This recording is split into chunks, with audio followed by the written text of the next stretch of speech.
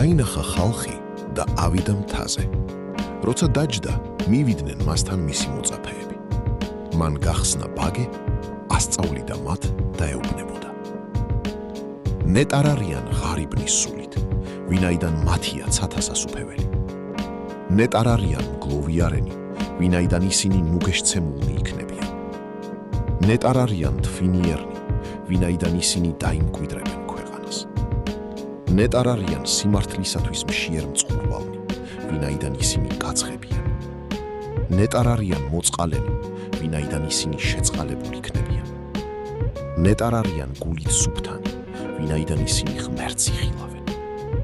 ნეტარ არიან მშვიდობის მყოფელნი, ვინაიდან ღვთის შვილებად იწოდებიან.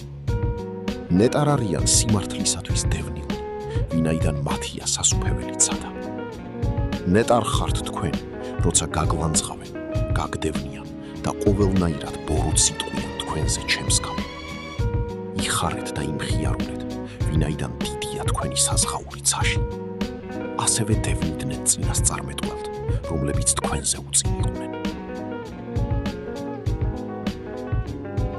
თქვენ ხართ მარილი მიწისა. თუ მარილი განქარდა, რიღათი დამარილდეს.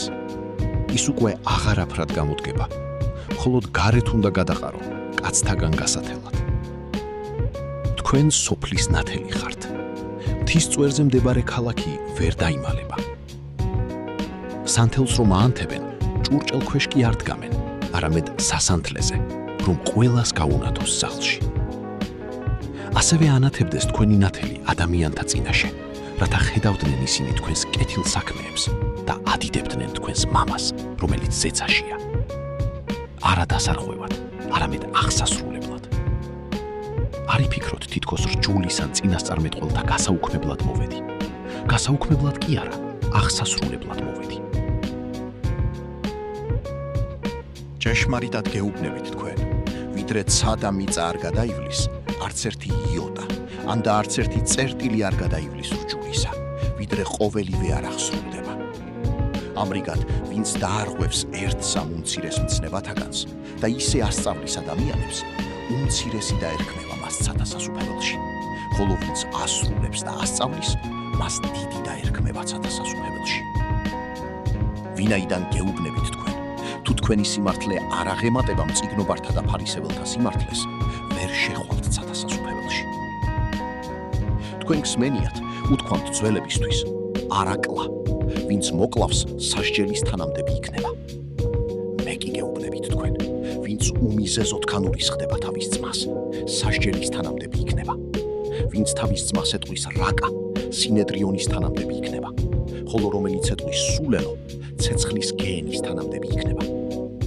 ამიტომ, თუ მიიტან შენს ძღვენს სამსხვერპლოზე და იქ გაგახსენდება, რომ შენს ძმას რაიმე აქვს შენს მიმართ, მიატოვე იქ შენი ძღვენი სამსხვერპლოსთან და წადი, ჯერ შენს ძმას შეურიგდი, მერე მოდი და შესწირე შენი ძღვენი. შეურიგდი შენს მეტოქეს სასწრაფოდ, ვიდრე მასთან ერთად გზასად გახარ, რომ მეტოქემ არ გადაქცეს მსაჯულს, ხოლო მსაჯულმა არ გადაქცეს მსახურს და არ ჩაგაგდონ საპყრობილეში. ჭეშმარიტად გეუბნები შენ, იქიდან ვერ გამოხვალ, ვიდრე უკანასკნელ კოდრანს არ გადაიხდი.